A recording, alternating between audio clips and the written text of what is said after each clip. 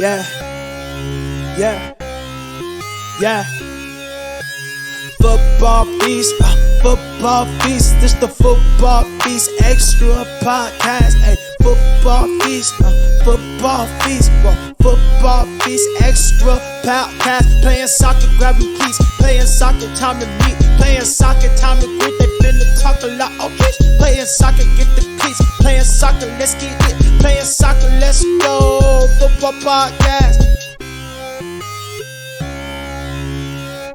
Hello everyone, welcome back to another episode of the Football Feast Extra podcast. As you can see, or maybe hear in a minute, if you're listening to the audio, we have got Barron back with us after Guess who's back?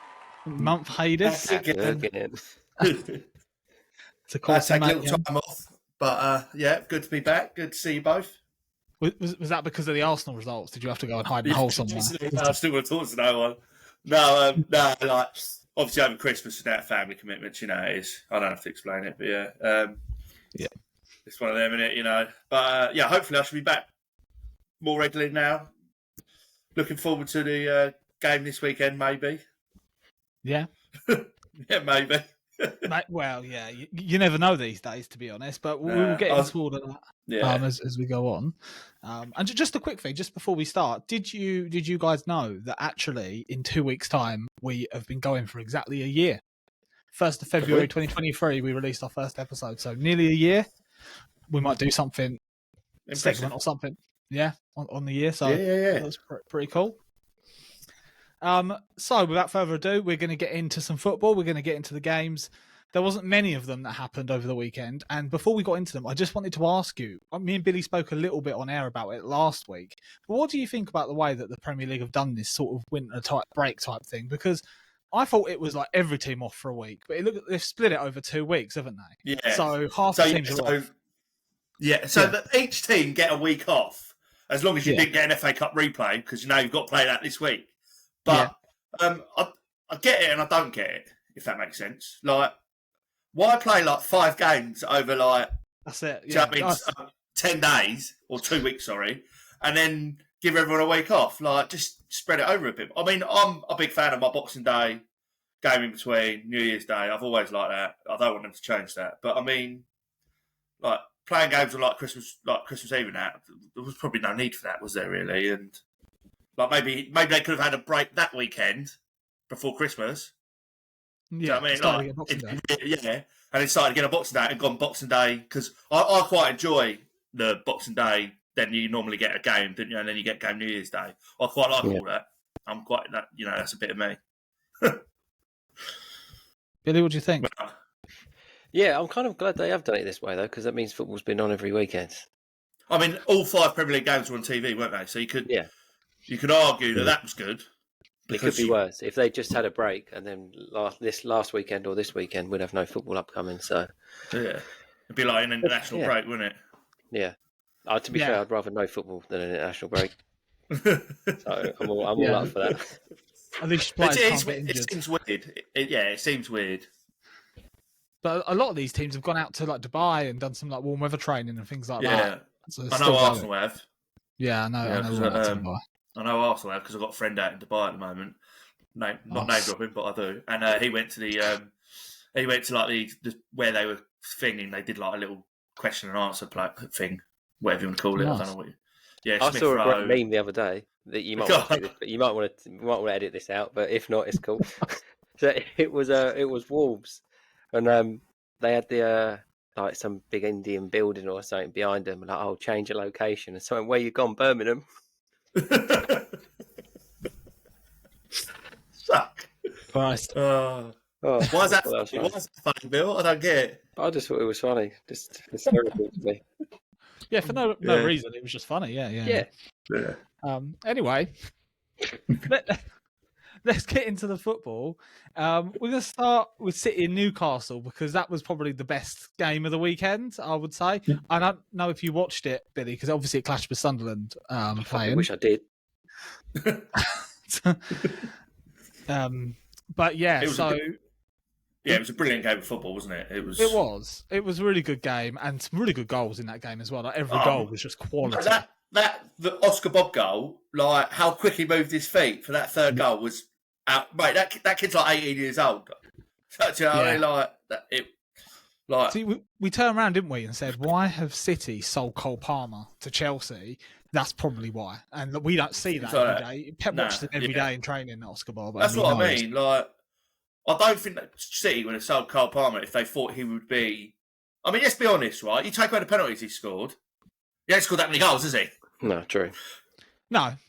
He has been the main player, though, for him, isn't he? Yeah, he's been Chelsea's best player by a long shot, but it ain't hard in that Chelsea team, is it? I mean, give me a pair of boots and I'll give it a go. Do you know what I mean? Like, Barron to Chelsea. We'll try and get 100 million for you because that seems to be Chelsea will pay that, won't they? Well, we'll be in a studio this time next week. With 100 million, yeah, in Dubai. Oh, yeah. But yeah. So they must have known what they were doing, letting him go. Obviously, they got 40 million for him or whatever it was. That will help their financial fair play out, wouldn't it? Because you get 100% profit from homegrown talent. So I mean, it probably worked well for everyone in that scenario. But I mean, I like him. Like, I think he's decent. I rate it. I do rate him, and it'll only be time when if City have made a mistake or not. But they can always go back and buy him, couldn't they? Yeah. Yeah. What I did want to talk about in that game as well was the Ederson injury, which happened really early on. After Newcastle went through. But the argument is it's the second time it's happened. Yeah, second time. So the argument is that if it's a clear offside, like miles off, which he was, like pretty off, should they be raising that flag earlier to prevent injury? Yeah, 100%. I watched the highlights of the game because obviously I was watching Sunderland get beat again. Yeah. I watched the highlights of the game and I watched it again earlier just before this. I thought I've got to come with some argument for the referee, but there is none. There is none. The geezers are miles offside. He could have just whipped his flag up. Did you see what happened later on? Like, I think about 15 minutes later, there was another one, and he put his flag up like straight up before he even got to the ball. But like, I mean, he's in their defence. They're told to do that. Yeah, they're told to wait, aren't they? So I mean, you can't really blame the lino for it. I mean, it is his fault, but you can't really blame him for it because he was probably told by the ref, right, that don't let that happen again because we can't afford to, you know. I mean, I don't know the update on Ederson because originally I thought it was a head injury, but it wasn't, was it? It was a knee injury. Got like a hole in his leg. Yeah, so I don't really know exactly because at first I thought it was something to do like it looked like it got hit in the face to me, but then he was holding his knee.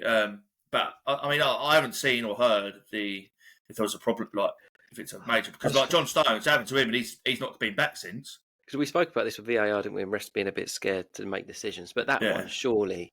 He is told not to put the flag up, but like, I agree. I do agree with what you're saying. You know, if you're 6 foot offside or 2 yards offside, you've got to be putting the flag up because one, you're just wasting your own energy.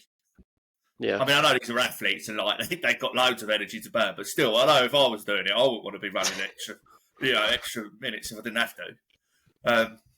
And it's another occasion where the ball goes in the back of the net and everyone's off celebrating and you look like a mug when it's like, oh no, you're offside. When I mean, I must admit, if I put that in the back of the net, I don't think I'd have celebrated that. I think I'd have waited, and if somehow it was onside, been like, "Oh, get in!" Like, I think he must have known he was offside. I watched one the other day, and the same thing happened there. They all celebrate. Oh, that was it. It was the Villa game. Like, he ran off and celebrated, but like everyone knew he was like, I know it turned out he was only marginal offside, but like the way that everyone, like even the Villa players thought he was offside, and then all of a sudden that Moreno put the ball in the back of the net, and they all celebrated like, I mean, it was a great goal he scored, but I just thought then, like, you surely wait, didn't you, on that instant, like. Especially now with VAR, it's not like before where you could be like, "Oh, you only go off and celebrate and hope it's a goal." You know, like when boxers lose and they just go, "Yes, I won." They know they didn't win, but there's no VAR, is there? No. Yeah, but you know what I hate? I actually just don't like it. Like, I get VAR is good for football in certain ways. But obviously, you want to get these decisions right. Yeah, I mean, I know it's not the same, but when I'm at a game, right? Obviously, we don't see the replays and that. But I must admit, unless it's like a 90th minute goal, like, and I lose my shit, I tend not to celebrate too much until I know the goal was like 100% been given. Yeah, but how sad is that? Yeah, that's my point. You'll be surprised. It's when you're at the game, it's not as bad as you might think it is. No, it sounds sad to me. Like you Because can't celebrate a goal until. It's only like when people celebrate a goal, like in the old days when they celebrate a goal and you suddenly see the liner put his flag up. Do you know what I mean? Like it's a bit like that, but it's just a bit long-winded. But I mean, I don't know. Like... I personally think that when I watch like football on the TV at home and when I'm at the stadium, I think like you sometimes sort of know when it's a goal, like it's a goal, and then you know sometimes when you think that could be a bit iffy. Do you know what I mean? Normally, you just celebrate nevertheless, and then like if it's offside. Personally, it doesn't bother me too much. It does bother me when it takes them 15 minutes to work out if it was offside or not. Yeah, the thought of not being in a stadium and not celebrating a goal, but then celebrating a thing that flashes up saying VAR says goal is quite sad. Well, I mean, everyone does it, though, don't they? Yeah, I know. I don't mean you're sad. I mean, in general, it's just sad. It's a problem. It's the problem. It's the problem with sort of VAR, and it's like even the players on the pitch. Like we've got in the stadium or even on TV, we've got almost like a bird's eye view. We've got more of an idea if it's offside than the players do. So the players half the time aren't really celebrating, going all out because they don't know. And then it'll come up as a goal, and then he'll run off and celebrate. And it's like moment's gone. It's happened now. I mean, it's not great. Yeah, but it's like when the ref goes over to the monitor. If it's for you, you already know. Do you know what I mean? You're already cheering. Yeah. Like, when the ref goes over and gives, like, you don't have to penalty. And, like, against you, you're already booing him, like, straight. Because as soon they need to change that as well. Like, some of these refs need to start making the decision going, well, no, I don't think that's that bad. Yeah. Are we going to get the Arsene Wenger offside rule going? What do you reckon about that? I think it would work. Yeah. Full daylight through the whole player, yeah. I think it would work. I do. But then lots more goals. Someone said, aren't you just going to have it the other way? If you know what I mean? You could have it the other way. Couldn't you? Yeah. Like, if there's but what do you mean the other way? Hold on, I've lost myself. Do you agree with yourself? When I said that, I was like, "How does that work?" Yeah, how does that work the other way? Do you mean like the defender's got to have his whole body in front of the striker? I don't think that works. No, just ignore that. Someone said it the other day, and I was thinking. It sounds like it works, but yeah. I like the other way, like the strike. There has to be daylight between the striker and the defender. But then, again, the same thing goes down to drawing the line from the pitch, as in, need to get so close to the player to see if their ankle is in front of... Do you know what I mean? Because you're talking, like... obviously you can't see it, but you guys probably can. Like, a fingernail, isn't it? And you still... He'd be on side, but it might still take him 10 minutes to work that out. Let's talk about Chelsea versus Fulham. There's not much to say about this game because it was a boring 1-0. But I did want to point out, as people have told me that I've been quite harsh on Chelsea this season, I want to say something good about them. This is the first time Chelsea have won 3 in a row for the last 15 months in the league. So step forward. Isn't it? It's a step forward, though. Anything's a step forward for Chelsea. So, like. We have battered Chelsea on this programme, right? We have done. Yeah, do you know what I mean? We're not gonna beat around the bush. We have destroyed Chelsea in this programme. But I think they deserve everything they get, really. When you're spending that sort of money and you're chopping and changing manager and, for someone to turn around to you and say they've only 3 games in a row, all right, don't get me wrong, it's no mean feat, is it, winning 3 Premier League games in a row? But when you're Chelsea, you should be doing 4, 5, 6, 7. Do you know who those 3 teams were that they beat? Well, Fulham, obviously. Fulham, Crystal Palace, and Luton. Yeah, it's not exactly well built yet, are they? Yeah, it's still improvement, but Palace are in such bad form at the moment as well, aren't they? I believe. Yeah, or might just make that. They're not doing great. I think it's mad, right? That Chelsea are having this terrible, terrible season. They're a point behind Man United. I know. Bad in Man United. We'll get to them in a bit, obviously. But yeah. They're a point behind them. Yeah. Crazy. But the league is a lot tighter this year, isn't it? Do you know what I mean? In general. Oh, yeah. It seems to be a lot tighter. Like, a lot of teams are taking points off each other.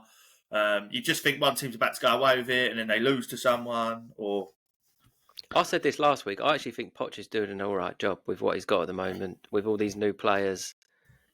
He's stabilising it, and he's... Yeah, I think he is the man for the job, do you know what I mean? But some of the stuff he's come out with, again, I think it's a bit strange, like turning around going, I need to buy more players. I mean, how many players do you need? Yeah, but if you look at this team, they do. Well, they've got a lot of injuries at the moment. That's the only thing I would say about them. They need a striker. Yeah. Well, I mean, you spent £2 billion in 3 windows or whatever. You should have brought a striker. Well, I mean, they have, haven't they? Nicholas They Jackson. brought lots of strikers. They sent one out alone last week. Fofana or something? To Burnley. Yeah. Oh, so yeah, there you go. Yeah, loaned him back to Burnley. I think it was an option to buy for 11 million as well. I think that he's actually. I saw it was an 11 million pound loan, and I doubt they're paying that in loan fees. So there must be an option. I mean, I actually changing subject slightly, but still on transfers. I quite like the team with Werner one to Spurs. I think that's quite a good little signing there. I mean, I know he's big. I didn't until I watched him, and then I remembered actually he's shit. Yeah. I always forgot. Thing is, like, they've got a 15 million option to buy him, haven't they? I think that's good. Good business, that. Yeah. Which I mean, it's a win-win for Spurs because if he is shit, they can just send him back in 6 months' time, or 5 months' time, whatever it is. They can just go, no, look, it didn't work out. Thanks for helping us out while we needed a few players, but cheers. If he goes and bangs in 8, 9, 10 Premier League goals, they might think, well, we'll have him for 15 million, and then we'll keep him for a year, and we might be able to sell him for 25, 30. Yeah, true. Timo Werner, right? Timo Werner is literally almost parallel to Darwin Núñez for me. Like he looks dangerous. He can run. Such a good striker. He never had the. It's weird. Like, he can't finish in this country. Like he's really good in Germany. Like he does score goals. He was one of the most high-profile players in the world when Chelsea signed him. Yeah. I remember Chelsea signing him, thinking, mate, that is a hell of a signing. That he's going to take him to the next level. And yeah, like you say, it just never worked for him. But you don't become a bad player, do you? Like it must still be there. It does happen. Yeah, I suppose. It does happen. But I do think it's a good signing. Yeah. Good bit of business. Anyway. They've got that option. But I mean, we've moved on to talking about sort of Spurs. We might as well go on to that game, Man United versus Spurs. I enjoyed 2-2. Good game. Yeah, good game. Good first half. Second half was a bit boring. Yeah, I think because Spurs scored so early, it sort of almost ruined the game. Does that make sense? No one wanted to lose. So it was just... I think Spurs just run out of legs as well. Like Bentancur's just come back, played a full game. Loads of injuries as well, haven't they? Oliver Skip's playing. You had to play Werner, who hasn't played since the beginning of December or something. Yeah. Van der Ven only just came back, hasn't he? First game back, wasn't it? Or whatever. Yeah. But, I just think Spurs midfield looked quite weak. Yeah. With Højbjerg, who has barely played a game this season. Oliver Skip, who is not top Prem quality. He might be all right mid-table or lower, but I don't think he's top fucking 8 teams, is he, Oliver Skip? And like I say, Bentancur, whatever his name is, has literally just come back from a long injury. I like Bentancur. Honest question here, because I've asked a couple of Liverpool fans and they've said no. Are you worried about Tottenham? Are you worried a bit? Yes and no. Do you know what it was? A lad sent me a meme or whatever you want to call it in one of my group chats, and I know it was aimed at me because I'm obviously the big Arsenal fan. I love giving it to them all, and it was Spurs injury hit, suspension hit, rubbish team is only 1 point behind title challenger Arsenal's, and I thought he's right, isn't he? I can't argue with him. They're actually still not for the title. I'm not saying that, but they're well in the mix for the top 4 place. Well, yeah, they're level with you now, aren't they? Yeah, I suppose. Yeah, I suppose they are. Yeah. Now, they are well in the mix for the top 4, and once you get Maddison back, if Arsenal can't sort out a goal scorer or they can get someone scoring goals, they won't make the top 4. They won't. The other teams are better. They've got strikers. They've got goal scorers. They've got Basuma, Sarr, Son, Maddison. Like you said, Van der Ven's just come back. Your new centre-back's just come in. Have you seen this about Richarlison as well? Richarlison scored 6. Scored more goals. Scored 7 goals. Yeah, scored more goals than anyone at Arsenal. That ain't good enough. Do you know what I mean? And this is a bloke who couldn't hit a barn door 4 weeks ago. Man, Ange's a miracle worker. I like him. I don't think they will get top 4. I don't, but they are definitely in the mix. I can't see them not. Like you said, they've had this season and they've been without Maddison quite a lot of it. Been, not the best team in the league, because obviously not, because they'd be top of it. But they have been one of the best teams. Considering all the injuries they've had, all the problems they've had, they've managed to just keep with it slowly. But like I say, a lot of teams are taking points off each other. Yeah. You look at Villa, they've had some real bad results recently, and now they look a bit shady, didn't they? And at one point, 3 weeks ago, everyone was banging on how they'd definitely get top 4. I mean, again, I don't think they'll make top 4. I really don't. I think Spurs have got a better chance than Villa of getting top 4. Yeah, I agree. I don't think Villa will. Yeah, you've been saying it for a few weeks. What I do want to say about Ange and Tottenham, just watching that game, you said, am I worried about them? Kind of, but watching Tottenham beat Man United, it's worrying that Ten Hag has been there, 2 seasons now? Two seasons? But this is his second season. Right, this is his second season. Ange has obviously just got there. And Tottenham have an identity. They have a way of playing. You know what it is. You tell me how Tottenham are going to play, how Ange is going to play. You can tell me. I have no idea what Man United's identity is at the minute. Like, I have no idea what their style of football is at all. No idea. Tottenham are a couple of years ahead of Man United. Oh, it's crazy. That just in this couple of months, they've gone a couple of years ahead of them. Man United are awful. Absolutely. For the money they've spent and the recruitment they brought in over the last 2 years, or even, I'd go back further, 5 years, they should be challenging for titles. You know, there are so many teams above them.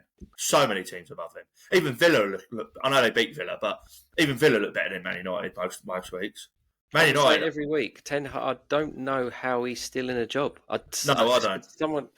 I can't be explained. Like, he must have nudes of the Glazers or something. Must have, because how has he still got a job? Yeah, I have no idea. I don't know. I find it, I find it mad. Like, they have lost. Like, I get you lose games. Everyone loses games. Do you know what I mean? Yeah. But it's some of the teams they lose to, or some of the before. Even when they win some games, you think, did they really win that? Like, who did they beat? Like 1-0, like Burnley and things like that. Beating them 1-0, like. I think Luton as well was a narrow win. Yeah. I think because when we was growing up as well, it was Man United, weren't it? They were the best team in the country by a mile. I mean, I've said it loads of times. Arsenal came in, and then Chelsea and stuff. A Man United team in our lifetime has lost 9 games already this season. We're halfway through. Yeah, it's awful, isn't it? Fergie wouldn't have allowed it. Right. I did see a stat. I think it was last week before this game, and it was. I could be slightly out, but I think this is what it said: that Ten Hag has lost like as many games for Man United, or as many post Alex Ferguson than Alex Ferguson lost in his entire Man United career. It was some wild. I know what you're on about. No, it's not Ten Hag. It's every single Man United manager since Ferguson have lost more games than what Ferguson did in his 23 years. Yeah, and it's only been 10. It's only been 10 years. It's ridiculous, isn't it? It's mad. I mean, can you ever remember like Man United losing 4-0 to teams? No. Teams like Brentford. That's what I mean. Like, they lost 4-0 to Brentford. Like, what? They lost 6-2 to Spurs a little while, or 6-1 to Spurs a little while ago. 6-1 a couple of years ago at home. 6-1 to City. Liverpool. What was Liverpool's score? 7-0, wasn't it? Yeah. 7-0. Yeah, it's crazy. This is Man United, the biggest team in the world. It's crazy. Look, I don't think you'll get many arguments from Man United fans because I think they know. Like, a lot of them that I've seen know that it's shit and they know it needs to change, and they can't really do anything other than take it at the minute because. I think they're in so much shit that it's going to take a good few years, no matter what manager you get. They've got to get a manager in, even like a young one, and just give him time because they got so many players to get rid of. So many. They need a whole new team. They need a rebuild, don't they? Massively. I mean, who would you keep out of that squad? I think the only players that can hold their head high this season is Dallo. I think he's a good player. Yeah, he's Martinez has been all right. You'd probably keep Højlund, wouldn't you, just because he looks a thingy. But the rest, I'd probably get rid. Apart from some of the young ones, that I can't pronounce. Manoy, or whatever his name is. Oh, yeah. Do you know what I was thinking about my fantasy team like the other day while I was watching that, and I was looking at that Man United team, and I was thinking, that's weird because out of Man United and Spurs, who are both quite up the league, we've only got one player out of the whole squads, out of both squads, and that's Charleston. And it pains me to say that, being an Arsenal fan, but he is on form, so you've got to pick him. Right. I've got 3. Especially when there's money involved in it. Because for years I did it like I wouldn't pick Spurs players, and I kept losing, so I've changed my ways a little bit.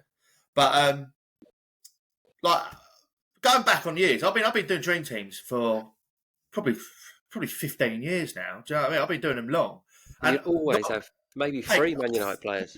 Players in it. You'd have 3 Man United players in it. You'd have 3 Arsenal players, 3 Chelsea players, if you could afford it. Do you know what I mean? And that's what you did. And like now, mate, I was looking at my dream team. I know a lot of them have gone AFCON and Asia Cup, so there are less players to pick from. I've got 2 Arsenal players in my team and a Spurs player, and the rest of them are like, and 1 Man City, and the rest of them are like all low, like mid-table, bottom, like lower. And it's like, what the hell happened? What the hell has happened? How many of you though had Rashford in your team at the start of the season? Because I did. Yeah. I did. We all did, and he went out in like week 4, and he's not come back in. Yeah. Nah, and I don't think, unless he banged in like 5 goals in the next 5 games, I don't think I'd put him back in. Nah. Because the thing is, he was a midfielder on the game, and he was cheap compared to some of the other players. Yeah. But I mean, probably no one expected him to do what he's done this season after scoring 25 goals last season. Had a good World Cup as well, didn't he? Yeah, played well in the World Cup. You'd think like he'd come in, wouldn't you, and he'd carry on, but mate, he's gone well backwards. Did I hear that right? That was his first goal at Old Trafford yesterday. Season. Yeah, since May of last year. May. That's your main man. That's 15 Man games, United's main player. Yeah. I mean, he scored a couple away from home, obviously, but Crazy. Yeah, first goal at Old Trafford. Great goal. Nice little 1-2. I mean, that Hodland or whatever his name is, he had probably his best game to date, didn't he? Yeah, it's goal good in the Premier League. Anyway, yeah. It's a good finish. Yeah, it was really good. Is it 2-2 for him now? Or?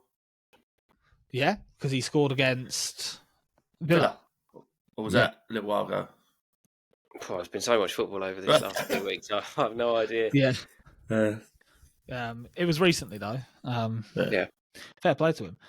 We're going to move away from the Premier League just a little bit now. There's just a few news stories that have come out in the last few days that we wanted to talk about. And this wasn't really a story so much. This is just something I saw and I wanted to talk about. That the Spanish Cup are playing their semi-final and final in Saudi Arabia. And I just think that's mad.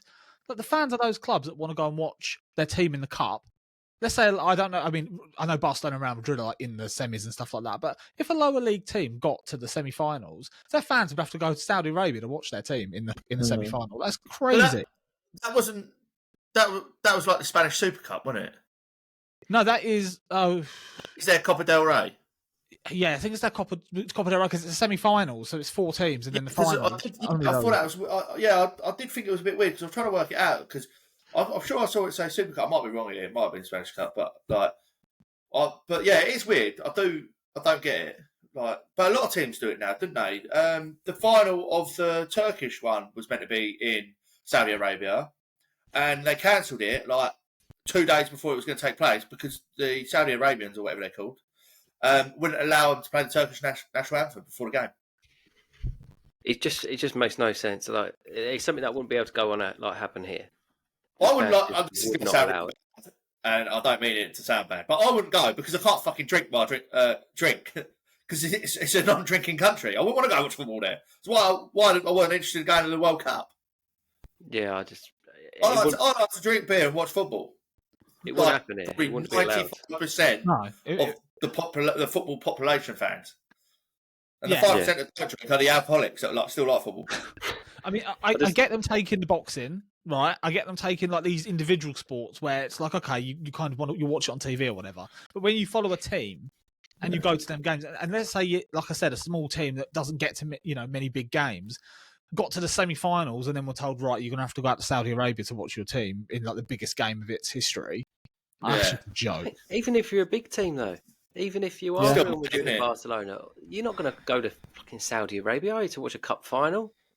Who's going there to watch that game? Well, not the Copa del Rey. You might go for the Champions League final. Yeah. It's even the semi-final. And it's both legs. Well, you have to go back for the second leg. No, weren't they? I thought they were all done, weren't they all done at the same week? Yeah, I think so. Might have been done on the same week. Yeah, they still had 2 legs. Yeah. So let's go 2 games. But I think it was quite... Yeah, there were still 2 legs. I remember reading that. Yeah. Yeah, makes no sense. I'd be fuming. I mean, I wouldn't be overly impressed with it.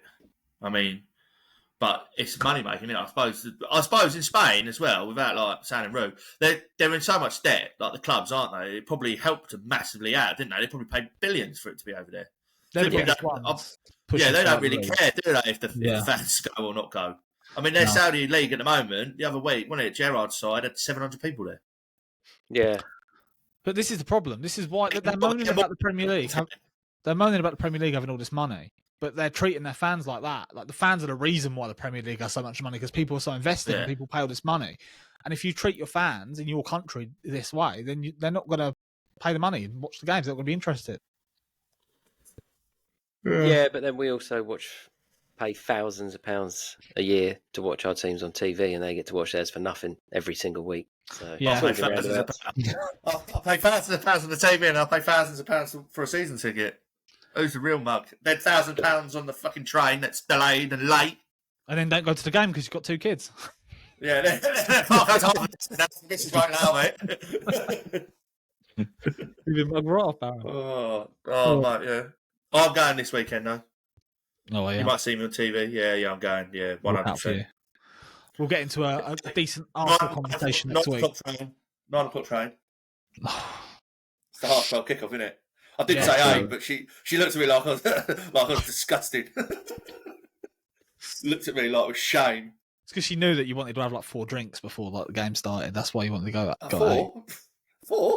8? 4? No. 8. I don't know. Don't know how much of an alcoholic you are. Oh, quite a bit. Won't be eating.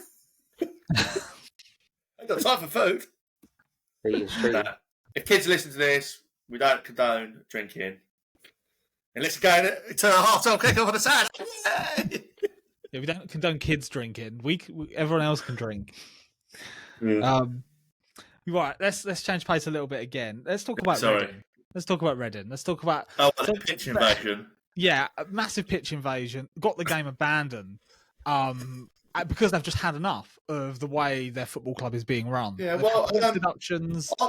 A few years ago, I went to a FA Cup game, an away game at Blackpool, Arsenal-Blackpool in the FA Cup 3rd round, and they had a similar thing. They hated their owners, and they actually put on on all the Arsenal forums. I don't know how they did it because obviously you sort of need to be an Arsenal fan, but they got the message across saying, "Please enjoy the game."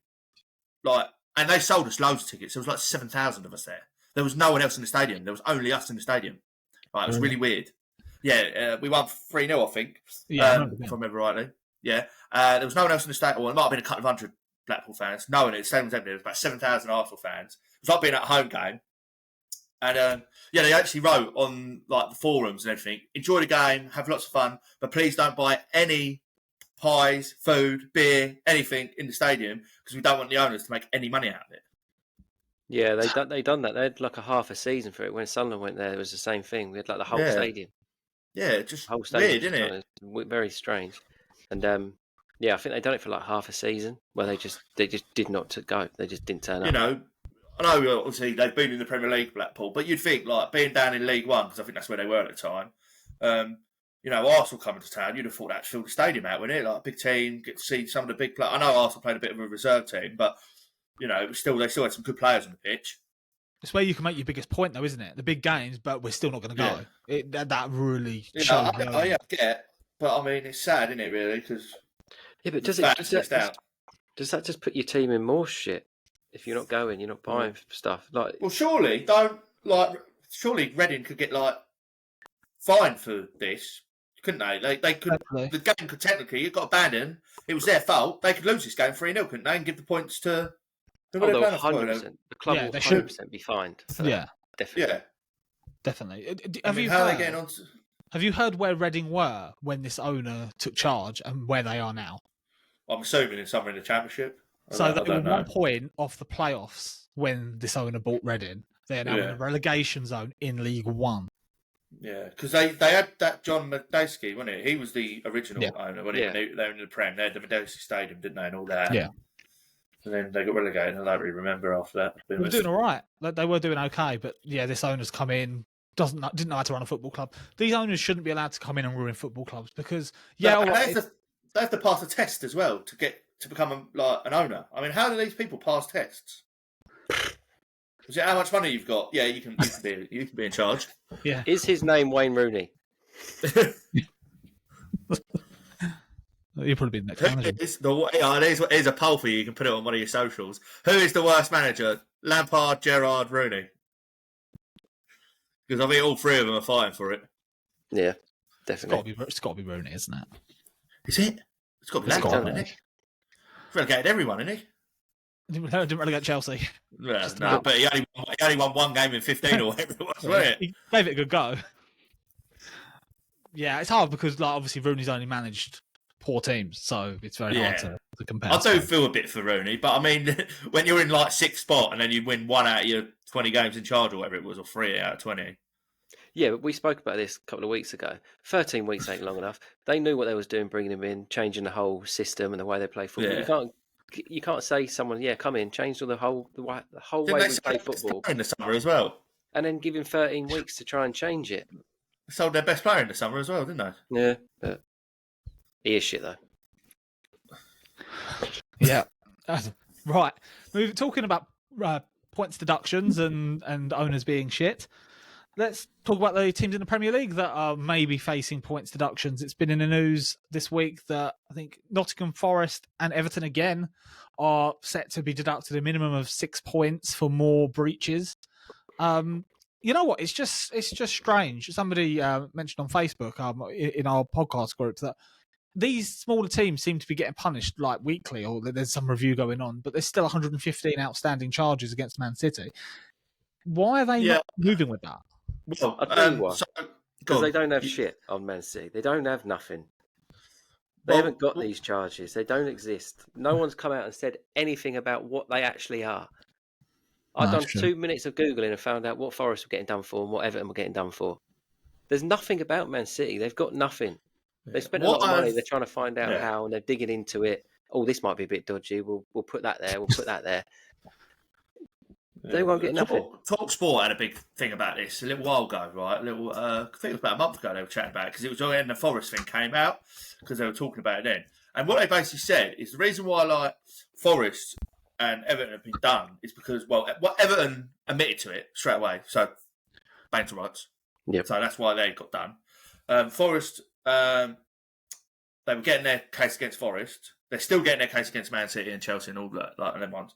But basically, what they have to, because it's this season, points deducted this season have to be done this season, and it takes a 12-week period apparently to confirm the points, because Everton might still get their points back, right? So they have to do it. They have to charge these teams with 12 weeks before the season ends, otherwise they can't charge them. So in the case of Man City, I suppose they're probably waiting until next year so they can build a bigger case up, because 12 weeks before the end of the season, that's when cases can't be. I can't remember the reason why, but they were telling this on TalkSport. You'll be able to Google it and it will come up probably. Right. Okay, that makes sense, I suppose. The thing with Everton, I do feel quite sorry for Everton because they haven't broken any transfer regulations. They're being punished for losses because they're building this £200 million new stadium.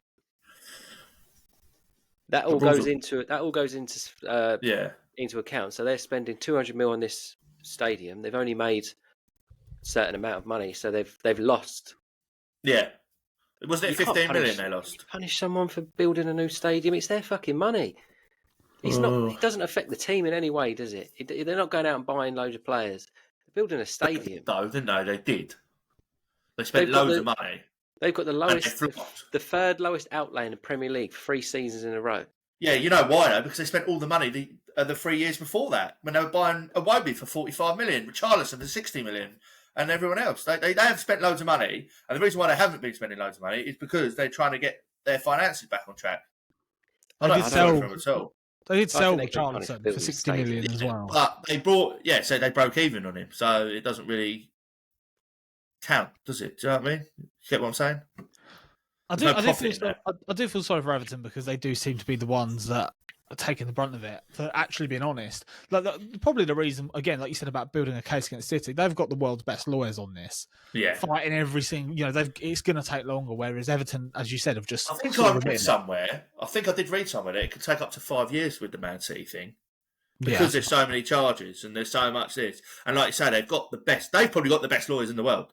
And now, the Premier League are thinking, well, what are we going to do? Because we can't hire them because they've got them. I also think Forest will get away with it. They won't get any points deducted, purely for the fact that I think they sold Brennan Johnson or whatever. It's literally a couple of days after the cut-off. Yeah, and they'll just argue that we was holding out for a better price. And they'll get away with that. Yeah, I did read something like that Brennan Johnson money doesn't count into their accounts this year So, and that's why they've not passed it. But if they can get it in there somehow, they'll pass it. They would just hold. They just say they was holding out for. Well, surely the accounts go until the transfer window ends, doesn't it? Not like halfway through it or whatever. That seems ridiculous. Yeah, it does seem stupid. Why would that happen? Yeah. Surely it goes to the end of the transfer window, so you can make all your money and all your profit and whatever. But I did read that since 2022, when they got promoted, they've spent 250 million on 43 players. What, Forest? £250 million they've spent. 43 players. 43 players. It's like nearly 4 first 11s. Well, short. That is madness. I get why people look at Forest though, because especially when if City had spent that on 3 players, like 200, they could probably have done that. Spent on £200. It's only 5.8 million per player. Yeah, that's what I mean. It's not that many. It's not that much money. But when if you're the Premier League and you're like, right, let's have a look at the books. Hang on, Everton and Forest have brought in 43 players. Like that can't be right. They must have a massive wage bill, mustn't they? They did release a few last year though, didn't they? But I suppose they spent the money down on them, haven't they? Talking of releasing a few, I'm skipping the gun a little bit, but I saw the other day, and I completely forgot this player even existed. Jesse Lingard still don't have a team. Maybe there's David De Gea. Yeah, I knew about that one. You're talking about one of the best Premier League goalkeepers in the last decade. Can't get a club. He sacked all his agents now, hasn't he, apparently? Lingard has. Lingard has sacked all his agents, and now he's doing it on his own because he's blaming his agents for the thing. But how funny is Paul Scholes commenting like everything, like stalking him, commenting on everything, like, do you know what I mean? I just think he doesn't come across as a very serious player, does he? No. Like, if you're a club and you're thinking he's going to be on big wages, we're going to get him in, he's going to be like, we need this guy to help us out. He doesn't seem like a serious player. I don't think he's a very good player. I don't think he's a good player. I think he's a bang average player. And he was on like $100,000 a week at Forest. I mean, that was ridiculous. Like, that's the thing. Yeah, it's got to be the wages. Did it? It's got to be the wages. Yeah. Apparently, he demanded loads of money to go out to Saudi, didn't he? And they were like, no, we're not paying you that. Is it him though, or was it his agents? We'll find out if he takes $20,000 a week at someone. I mean, he'd be good at a Luton. Go down there, earn $20,000 a week down there, help them stay in the Premier League. Or Burnley. Would you take him at Sunderland? Well, of course. Yeah, of course you would. He's not I mean, I said he was shit, but I don't think he's Championship quality. He's probably Prem quality, isn't he? But that's what I mean. Okay, maybe his agents are sort of snubbing. But if he's not got a team at all, like, I would sign for a Championship team if I weren't playing football. But he don't need money, does he? So he's probably not that bothered. You might sign for you, but you're saying that now because you ain't you obviously have money in the bank, but you know what I mean. You ain't got millions of pounds. He's probably got millions of pounds, and he's probably got clothing lines that we don't know about. He's probably got endorsement deals that we don't know about still. Things like that. He's probably got loads of money raking. He probably actually doesn't really need to. Yeah, maybe. But it's not about money though, is it? Yeah, that's what Andrew's saying. Like, if he really wants a club, he'll go and get one. Your career's short. You can join Ipswich and be promoted like next season and be in the Premier League again. Like if you really careers are short, like you make the most of it, don't you? Really? Jesse Lingard, if you're watching this, Sunderland will offer you £5 a week and a bag of Watsits. And he gets to play again. He gets to play alongside the better Bellingham. Yes. Like that. As we've sort of segued into it quite nicely, let's talk about some transfer rumours then. We sort of spoke about Jesse Lingard. I've got a few written down, but the biggest one, or the one that we were talking about yesterday that we wanted to talk about on air, was Evan Ferguson, valued at £100 million by Brighton, with Chelsea sniffing around. I think everybody thinks that £100 million is ridiculous for Ferguson. Who wants to go first on that one? Honestly, right, if he's worth 100 mil, I'm worth at least 2.5. I reckon. Because I just don't understand how you could look at a player that scored 6 goals. That's his highest tally in the Premier League, 6. You're second behind Danny Welbeck. And he's going to go for 100 mil. Yeah. It just seems the standard now, doesn't it? 100 mil. Like, you want to play, he's young, 100 mil. Yeah, I mean, I do like him. Yeah, I do like him. I think he's got a good hat-trick, didn't he, against, obviously, Newcastle. 3 of his 6 goals in one game. I mean, like, I do get what Bill's I mean, it's a ridiculous sum of money, but I suppose, if you take his hat trick out, Eddie Nketiah scored a nice hat trick. He's not worth 100 mil. He's barely worth 10 mil. Oh yeah, he's awful. Don't get me started on him. But he's not 18 years old, is he? This lad's 18 years old, 6'2", and looks like a mountain. So we've all seen him play. Has anyone really watched him play, apart from maybe the game he scored that one hat trick, half his goals, and thought, "Fucking hell, what a player!"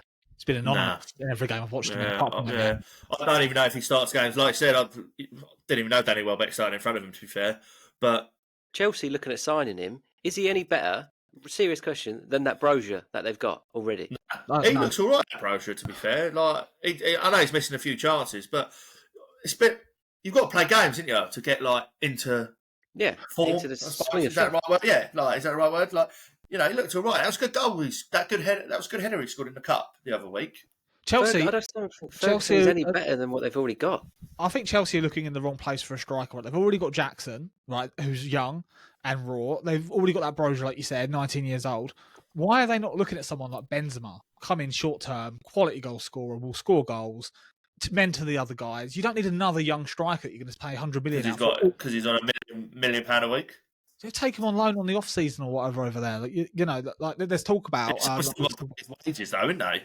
Surely, Chelsea don't care about that. If you're going to pay 100 mil for Evan Ferguson, you might as well just go and pay the extra 4 or 6 mil and go and get Osimhen. Yeah, or that's an option as well. Ivan Toney, I know maybe not right now, but in the summer he comes back in a week or two. Yeah. He's back soon. I'm worried about football if players like Evan Ferguson go for 100 mil. Like what? I've said it a few times. I've said it again. When Fernando Torres went for 50 million, back then, they should have just gone. Or say when Ronaldo went for 80 million to Madrid, they should have just gone. Stop. Right, that's it. That's the highest. That's the highest value. Yeah. Or put it to 100 million. Say, go. That's capped because do you know what? The Premier League would be fair. All around the world would be fairer. If everyone had to pay 50 million for a player, that was max player. You wouldn't necessarily get all these players to join Man City, would you? Because they can only start 11 of them. Do you know what I mean? It would have made the league fairer if they'd just done that. And I think now it's too late now to do that. I think it's too late to do that now. And you're probably more likely to keep hold of a player. Yeah, Brighton, exactly. They get offered 100 million for Evan Ferguson. Of course, they're going to sell him. If they get offered 50, they might go, well, no. So what? I might keep him for a couple of years, and you can have him in a couple of years. But I mean. Casado, 115 million. They paid 4 million for him. Yeah. Had him for 18 months. Yeah, I completely get Brighton putting these huge price tags on because they're getting picked 100%. Every season. They're getting picked off. I'll be honest, I don't think that Casado's looked that great this season. He's had all right games, but I think he's been bang average.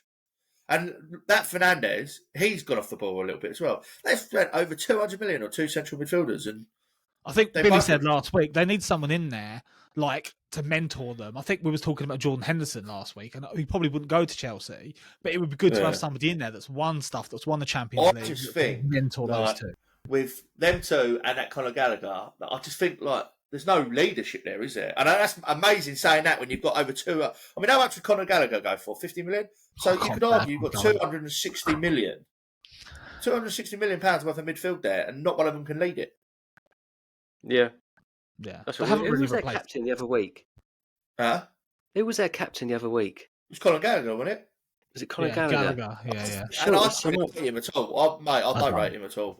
I think he just he's like a deer in headlights or whatever you want to call it. He just runs at people and tackles them and fouls all the time. He's booking every time. It's like, mate, no need to do that. And then all I hear on TalkSport and that is, he's good at pressing. He's good at pressing. It'd be all right in a Liverpool team, to be fair. The way that Klopp plays, he's never going to be. He's not technically good. Like Chelsea, the way they play, it doesn't really suit him. I don't rate him at all, but I look at Chelsea and just think it's not the right team for him. I don't mind him. There's a good player in there. When he was at Crystal Palace, he was brilliant. Like I said, you don't lose it overnight. Yeah, for a lower league, a Brentford or a Palace, maybe even a Newcastle, I think he'd be a good player. Yeah. But Chelsea, Cities, and all that, no. No. Talking of Newcastle, has anybody heard this one? Bruno Guimaraes, I can barely say his name. Bruno Guimaraes PSG are looking at him. Apparently, he has an £100 million release clause in his contract. This is TalkSport that reported this. And Newcastle are worried about financial fair play. They're not making the money. Like, they've got money, obviously, but they obviously need to make ends meet. They need to balance the books. So they may... Well, I mean, they don't have a choice about it, do they? Really, if PSG come in and get the release clause, then that's it. But that's one I've seen floating about today. That would be massive. I have seen. I didn't know it was a release clause, but I did see that if someone offers 100 million, they would accept it. Like they would hands down take it because, like you said, they're scared of financial fair play. Yeah. Apparently, it is a release clause in his contract, according to TalkSport, anyway. You reckon they've spent quite badly for the money that they've spent? I think they're unlucky with Tonali. Really unlucky. Yes and no. I'm talking Lewis Hall. 40 mil on Lewis Hall. Yeah, that's weird. Yeah, I didn't get that. Yeah. That was weird. Like that Livramento, they spent a lot of money on him, but he looks all right. Yeah. I mean, lucky. Yeah, he's been injured a lot, but I mean, I think there's a good player there. I think he's good. I think he's decent. To be fair, just been injured a bit. Even look at Dan Burn. I think Dan Burn's been great for him. Yeah, Trippier was an unbelievable signing for him for like 12 million or whatever it was. Pope, brilliant. Pope, yeah. I think Botman was good. There's a couple of them. Like, if they didn't buy Lewis Hall, would they need to sell Guimaraes? Yeah, well, you've got a point there. There's a few. And like spending 40 million on like say Lewis Hall, spending 35 million on like Livramento or whatever his name is, 75 million there on what 2 squad players. Yeah. Do you know what I mean? Look. But then, it's weird. But the problem is, we look at teams like Villa, and then we say the reason they're not going to get top 4 or win is because they don't have the squad. So I get why they buy these squad players, but in hindsight, especially Lewis Hall, I actually quite like Livramento, but Lewis Hall probably they didn't need to maybe do that in a few seasons, get someone in for that, build slowly. I mean, I bet Chelsea were rubbing their hands together when they got offered 40 million for him. It's like on Football Manager when they offer you like loads of money for someone you're not using. You're like, If I was a big club, fuck it. If I was any club, I'd put a 17-year-old out and hope he has half a decent game. Because if he does, you get 40 million for him next week. Well, you're looking at Lewis Miley for Newcastle. I like him. I do like him. I think he was a good player. That Lewis Miley. I mean, he's been coming, isn't he? He looks like about 10 years old, that kid. But he's scored a couple of goals now, hasn't he, or whatever. Yeah, I like him. Teams will be sniffing around him. He's probably banging. He's probably average. You put him in that City's team, it swallows him whole. Oh yeah, definitely. Yeah, that probably happens to a lot of players. Or he just fits in perfectly because he ain't got to do nothing. So, I didn't touch on it before, but you've just sort of reminded me. So we can't go this episode without talking about Kevin De Bruyne. Like I didn't write him down, but he's obviously come back with a goal and assist. He completely changed that game. I'm so gutted as well because I was so close to putting him in my dream team, right? And I thought, because he won't start this week. And when I see loads of people put him in, I laughed at him and I thought, because he's going to be on the bench. Yeah. I'll be honest, I did think that like City would beat Newcastle like 3 or 4-0. So I thought they probably won't even use him, or they'll bring him on with about 5 minutes to go. Yeah. Mate, and he came on, he did that, and I was like, I don't care what anyone says anymore. Liverpool fans and Gerrard, Man United fans, Scholes. He is the greatest centre midfielder in Premier League history. Yeah, he's outrageous. He's unbelievable. And he's the difference. Liverpool thought, we're going nicely here. City are having a bad season. Boom, De Bruyne comes back. They're 2 points away. It's over. You're fucked. I mean, you're talking about everyone's going on about how badly City have played this year. They're 2 points behind. They've probably just got their best player back. Yeah. Haaland's back next week.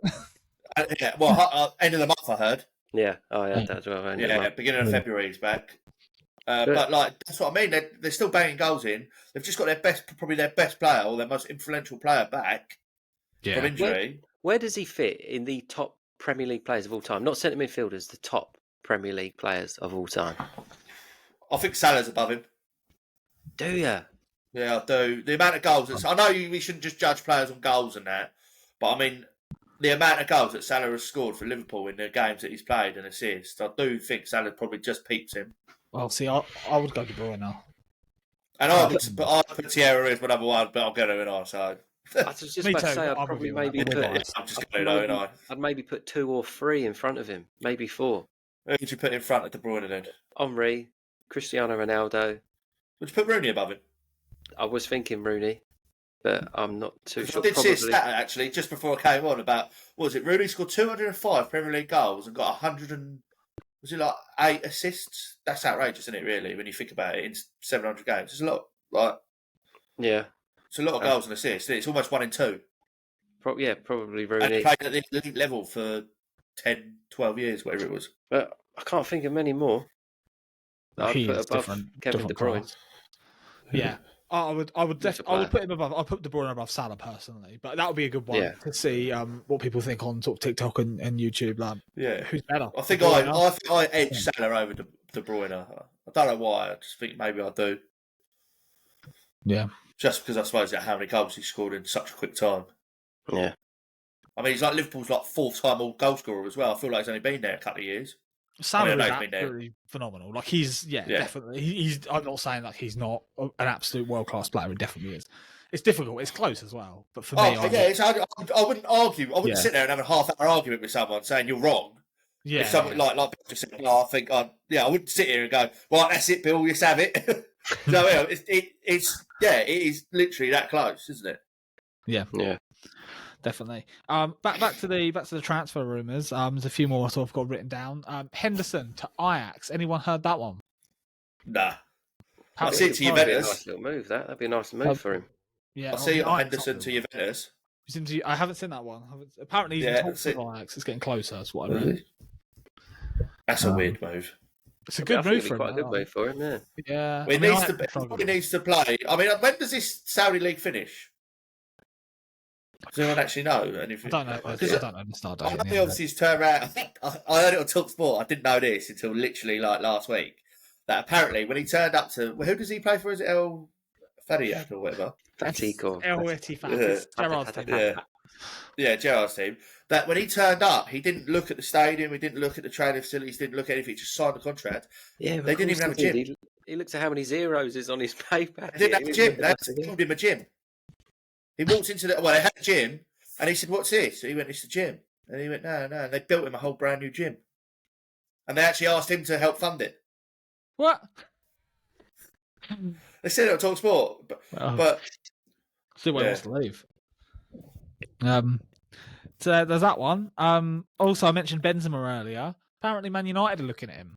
Like that's I've seen him linked with Arsenal again for the 18th millionth time. Yeah. It's not going to happen.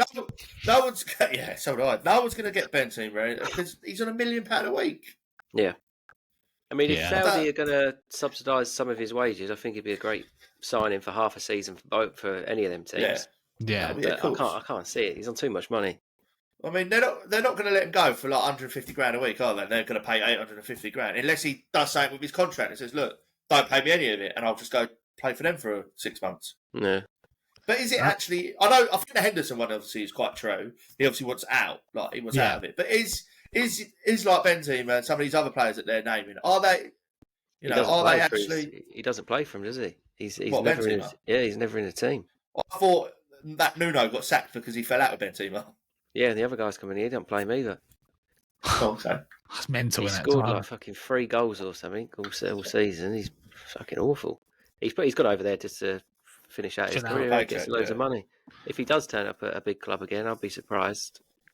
Yeah. He's done. I can't see him going anywhere. Yeah, just chill on the beach. You're done. You get your £1 million a week. It's well out there. He's Algerian anyway, isn't he? Yeah, I think he is. I think so. So I mean, he probably loves the sun. Right.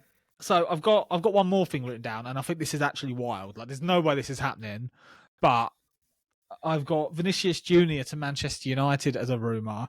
Real Madrid looking to sell to fund Mbappe move in the summer. No chance. You've got more chance of me turning up at Man United and playing than Vinicius Junior. Could you imagine that? I can see Man United wanting to bring him in, but why would he go to Man United?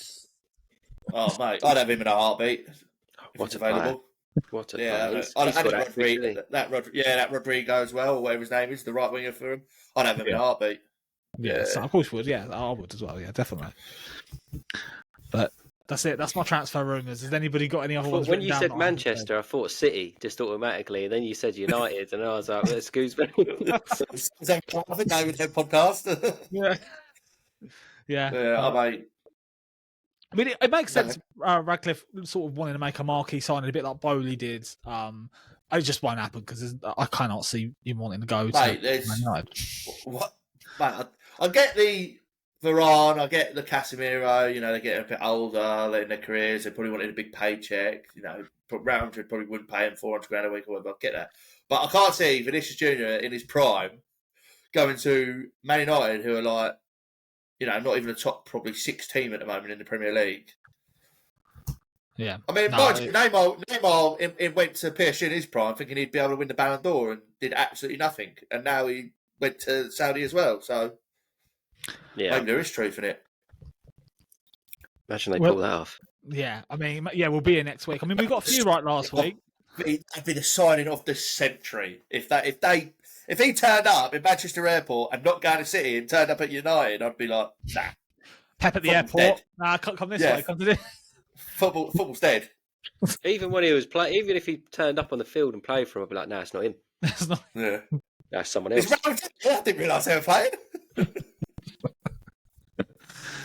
Yeah, no, it's a crazy rumour. I don't see it happening. But we were right on a few last week. Eric Dyer has gone to Bayern Munich. I think that's done now, isn't it? Yeah, it's well done. Which was a crazy one. Obviously, Timo Werner we mentioned last week as well, which is done, and he's obviously. Do you know what I see on Facebook? I think it was. Like when you play Football Manager. Yeah. And it comes up, like a player comes up and goes, "I'm unsettled. Can you sign me a friend?" Harry Kane's just come about. I'm not really settling in very well. Right now, I need a friend. And then I see another one. And this one's even better. They've signed Eric Dyer so he can translate for Harry Kane. Yeah, translator. Oh, mate, there were some funny ones, I'll tell you. I'm quite sad sitting there on my phone reading all these funny ones. But talking about Bayern Munich, and this is just a quick thing at the end. Like, Leverkusen are top of that league, aren't they? I think they're 4 points clear. They're unbeaten. They're one of the only, I think, 4 teams that are unbeaten in Europe. No, they're the only team now. They're the only team now? In the top 5 European leagues, they're the only team unbeaten. So, having a mental season under Xabi Alonso, I mean, he's a manager that's not talked about. Maybe going to somewhere like Man United. I mean, he was Liverpool, he probably won't, but, a big move. Maybe he could be the next Liverpool manager because Jurgen Klopp ain't got much left in him, has he? That's what I think. He's either priming up for the Liverpool job or he's at Real Madrid when Ancelotti goes. Yeah, because he's had an unbelievable management time, isn't he? Do you know what I mean? Ancelotti, Rafa Benitez, Pep Guardiola. Probably forgetting. Oh, Mourinho. Yeah, it's Liverpool, Madrid. Mourinho. It's one of the two. Yeah, he had him at Real Madrid. Yeah. He's had some managers, hasn't he? Yeah, he'll be the next one. But yeah, fair play to Leverkusen. If Bayern Munich don't win the league and Harry Kane doesn't win anything, it will be the best season of my life. I don't care where we finish. It would be. It would be great. Funny. When was the last time they didn't win it? Oh, it's got to be like 10 years. Oh, it's got to be longer than that, ain't it? It was close last season, wasn't it? Dortmund lost it on the final day. They drew on the last day when they needed to win, didn't they? They would have won the league. But Yes, but the fact they lost the cup, they lost the German Cup as well, didn't they? They lost the German Cup final, and then if they don't win the league, it would kill me. It's so funny. But anyway, especially if Spurs win something, so like the win. Yeah, I'm not going to go as far as hoping Spurs win a trophy. I think that's pushing the line. But I mean, I must admit, I was sitting when obviously Arsenal got knocked out of the FA Cup, right? And I was sitting there and I watched the cup draw, and I was sitting there, and then Tottenham got pulled out, and I was like. And I was looking on the left-hand side of the screen, looking at the numbers. I see Man City. I was like, yes, come on, Man City, 21. And he pulled out. And I was like, get him. But Tottenham normally do well against Man City, so that's they do, but they don't do well in cups, do they? So, or any trophies. Yeah. Any competition? No. Yeah. I just think I like the Ange ball, or whatever you call it, but I do think it will come unstuck one day, and I think they will get a battering, like 3 or 4-0 by someone. Yeah, it will happen every now and again. Play like that every game for the whole season and not expect to be off your game a little bit. Tottenham fans will take that though. They'll probably take a battering once every while to play the football they're playing and get the results they're getting from the other. After having Ancelotti and Mourinho, who are 2 of probably the most boringest managers in the world to watch, even though they do win stuff. They're probably quite happy to have a bit of entertaining. Who did I say? When I see Spurs on the TV, I get a bit excited because I like the way they're playing football at the moment. It's fun. Mate, I knew that game would be good. I did not expect the game to finish I thought Spurs would win. But yeah, you do. I must admit, as much as it pains me to say, when I do see I wouldn't watch Spurs versus Burnley. That wouldn't excite me at all. I'd be bored of that straight away. But when you see Spurs United, Spurs City, Spurs Liverpool, obviously Spurs Arsenal for me. But I always think that's going to be a fucking great game. Yeah, that is going to be goals. That is a game I'm watching. Like that, is, like tell the missus, like, don't book anything. Can't be in front of the TV. Yeah. Definitely. Right. That's all we've got for this week. I'm going to hand over to Barron to do the first outro. I've been drowning in them over the past few weeks. I'm not as good as you, so off you go. Well, that was a great time to be back. Great time to be alive. That was a good episode. I don't know what episode we're on now, so we're just going to call it a good episode. It was a great episode. It was good to be back. Thank you for listening. Tune in next week. I should be here again because I know you guys are listening. Cheers. Football feast, football feast, extra podcast. Playing soccer, grab your piece. Playing soccer, time to meet. Playing soccer, time to greet. They finna talk a lot.